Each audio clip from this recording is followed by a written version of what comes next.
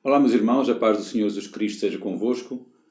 Espero que estejam a passar um bom domingo, acreditando com certeza que não é um domingo tão bom quanto o costume, porque estamos privados da casa do Senhor, desse tempo tão bom na presença de Deus, juntos uns com os outros, numa boa comunhão, num bom tempo de edificação, regozijo. Mas amém. Graças a Deus por isso e esperamos que realmente estejam todos bem. Estamos a fazer o nosso melhor a fim de também podermos mitigar esta falta da casa do Senhor, desta falta de culto, e por isso entendi gravar umas mensagens bíblicas para fazer e deste meio chegar a vós com a palavra de Deus para os vossos corações, para o vosso alimento e para a vossa edificação. E gostaria de ler um texto bíblico que se encontra lá no Evangelho de Lucas, no capítulo 1, versículos 67 a 79, e nós podemos assim ler. E Zacarias, seu pai, foi cheio do Espírito Santo e profetizou dizendo: Bendito o Senhor, Deus de Israel, porque visitou e remiu o seu povo. E nos levantou uma salvação poderosa na casa de Davi, seu servo, como falou pela boca dos seus santos profetas, desde o princípio do mundo, para nos livrar dos nossos inimigos e das mãos de todos os que nos aborrecem, e para manifestar misericórdia a nossos pais e para lembrar-se do seu santo concerto e do juramento que jurou a Abraão, nosso pai, de conceder-nos que, libertados das mãos dos nossos inimigos, o servíssemos sem temor, em santidade e justiça perante Ele todos os dias da nossa vida. E tu, ó menino, serás chamado profeta do Altíssimo, porque hás de ir ante a face do Senhor, a preparar os seus caminhos para dar ao seu povo o conhecimento da salvação e da remissão dos seus pecados. Pelas entranhas da misericórdia do nosso Deus, com que o Oriente do Alto nos visitou, para alumiar os que estão assentados em trevas e sombra de morte, a fim de dirigir os nossos pés pelo caminho da paz. Amém. Até aqui a leitura da palavra de Deus. Um texto que nos servirá para a meditação de hoje, um texto que nos apresenta a salvação descrita. Zacarias, pai de João Batista, no próprio dia do nascimento do profeta, ele, cheio do Espírito Santo e inspirado pelo mesmo Espírito, ele vem-nos falar a respeito da salvação. E nas suas palavras nós podemos encontrar a salvação descrita. Então, segundo Zacarias, na verdade podemos dizer segundo o Espírito Santo pela boca de Zacarias, a salvação nós podemos ver que ela é uma salvação poderosa. Nós lemos aqui uma salvação poderosa. E isso significa que ela é poder de Deus em ação. Significa que realmente ela não é uma ideia humana, ela não é um mero conceito filosófico, ela não é um chavão religioso, algo abstrato ou inócuo. Não, de forma alguma. Ela é manifestação do poder de Deus, que produz efeitos, que é sentida e que realmente leva-nos a nós a ter boas experiências do melhor que há, porque na verdade o Deus bom, o Deus maravilhoso, o Deus que nos ama, Ele tem o melhor para as nossas vidas.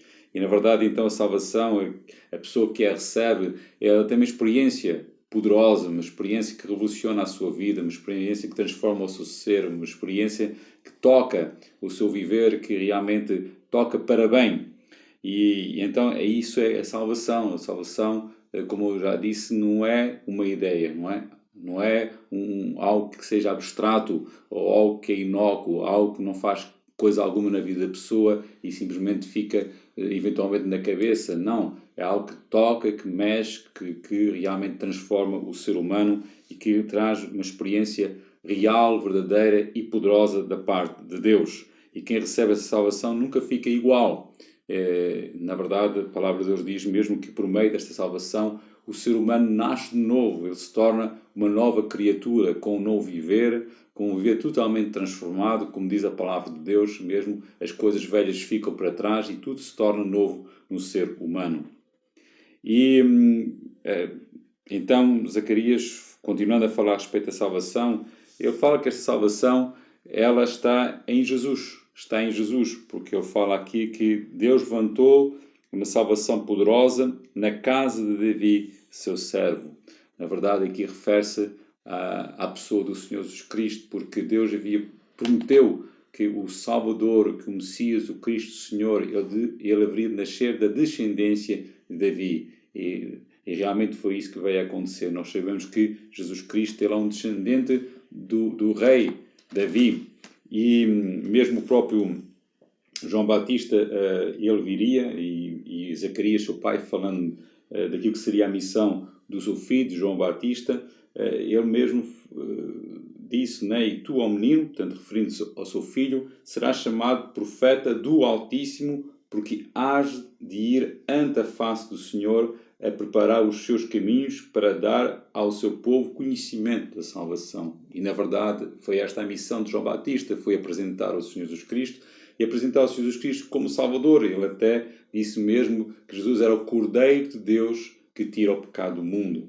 Amém? E, portanto, João Batista, ele veio, antes do Senhor Jesus Cristo aparecer em cena, ele veio proclamar ao povo que realmente vinha com essa missão, e que vinha a preparar o caminho para o Senhor, neste caso o Senhor Jesus Cristo, o qual Senhor Jesus Cristo ele traria a salvação. Tudo isto concordando com as Sagradas Escrituras, como disse Zacarias, não é? Amém? Que era uma salvação que já havia sido falada pela boca dos santos profetas de Deus, não é? Pela boca dos santos profetas de Deus. Homens designados por Deus, homens levantados por Deus, homens maduros, adultos, homens idóneos, homens qualificados, e que, portanto, Deus os chamou, Deus os vocacionou, Deus os encheu do Espírito Santo e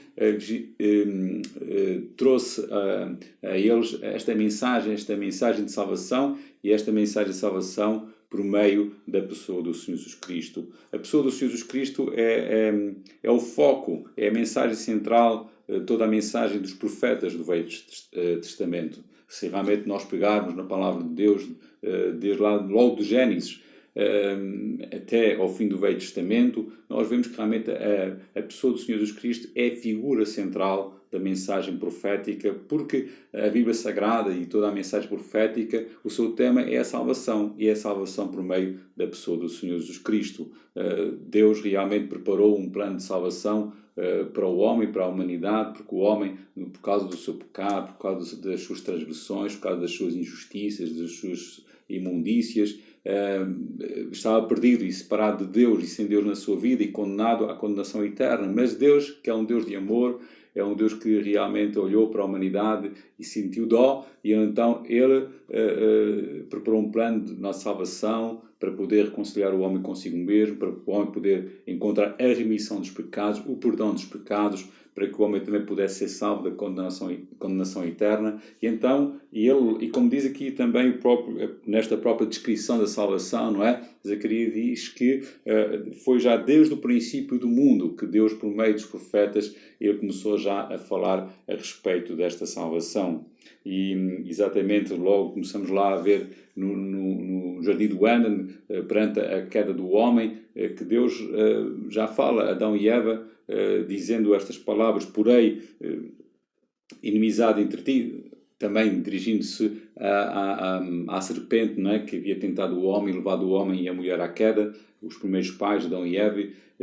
Então Deus disse: porém, inimizade entre ti e a mulher, e entre a tua descendência e a sua descendência. Esta te ferirá a cabeça e tu lhe ferirás o calcanhar. E, portanto, está em Gênesis capítulo 3, versículo 15, mesmo logo lá no início, não no princípio, como está aqui escrito em Lucas, na descrição, desta descrição da salvação que Zacarias faz. E então, desde o princípio, exatamente, porque quando aqui fala nesta descendência, está a falar realmente que havia de esmagar a cabeça da serpente e que, por sua vez, também iria ser ferida no calcanhar. Refere-se então à morte do Senhor Jesus Cristo na cruz do Calvário, mas que ele haveria de ressuscitar, e ao ressuscitar, então ele iria esmagar a serpente e o seu poder e os seus efeitos nefastos que trouxe por meio do pecado sobre a humanidade.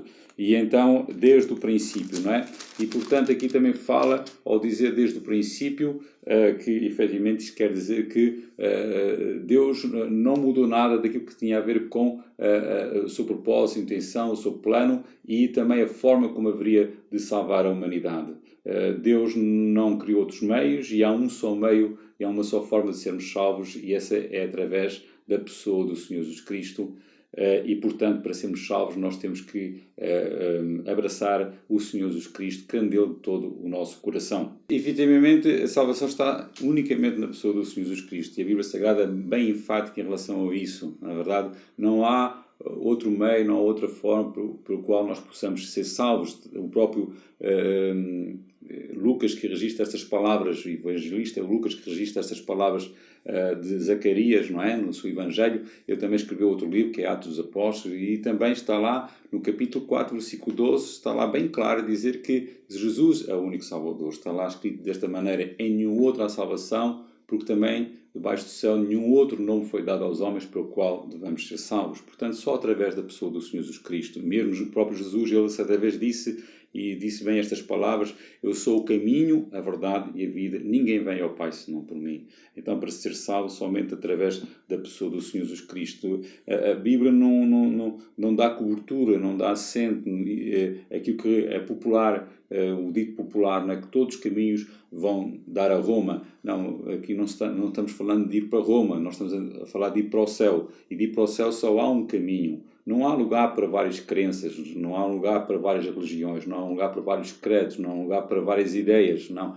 Há um só caminho, há uma só salvação, há um só Salvador, e é isso que está escrito então na palavra de Deus, que é a palavra de Deus inspirada, escrita por homens inspirados pelo Espírito Santo e que desde sempre apresentaram esta mensagem, não é? Vários homens, por muitos séculos, não é? Sempre apresentando esta mensagem. Salvação pela pessoa do Senhor Jesus Cristo, desde o princípio. E então aqui fala realmente que há também a respeito da imutabilidade de Deus. Deus não muda, Deus não altera aquilo que Ele disse no princípio, aquilo que Ele disse há milénios, aquilo que Ele disse há séculos e que está escrito na sua palavra, é aquilo que prevalece e não há mais nada a acrescentar e não há nada a tirar e não podemos fazer isso. Então, e esta salvação está em Jesus Cristo. E também a respeito da salvação, conforme as palavras de Zacarias, a salvação ela é libertadora. Libertadora, nós lemos lá e está lá, e nós estamos com o texto base, Lucas capítulo 1, versículos 67 a 79. Diz o versículo 71, para nos livrar dos nossos inimigos e das mãos de todos os que nos aborrecem. Também podemos ler aqui o versículo 74, de conceder-nos que, libertados das mãos de nossos inimigos, o servíssemos sem temor.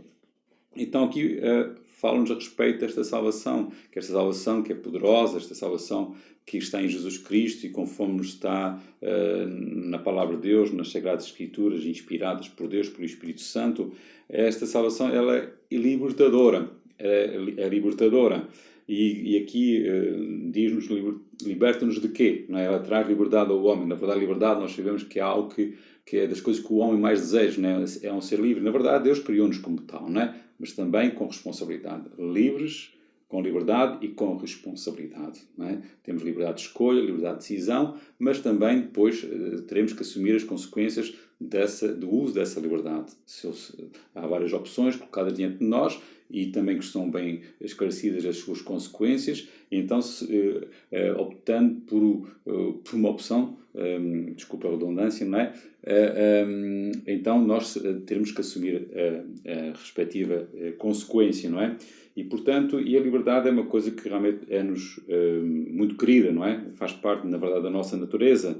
E aqui nós vemos que realmente a salvação, ela oferece-nos liberdade daquilo que nos faz mal. E aqui diz mesmo dos nossos inimigos. E nós temos, e a Bíblia Sagrada fala a respeito destes inimigos do homem, né? O pecado, a corrupção, o poder de Satanás, as trevas, a escuridão, a própria morte, né? A Bíblia diz que ele é o último inimigo, né? Porque o homem já nasce com com isto na sua sina, não é? Já está fadado à morte.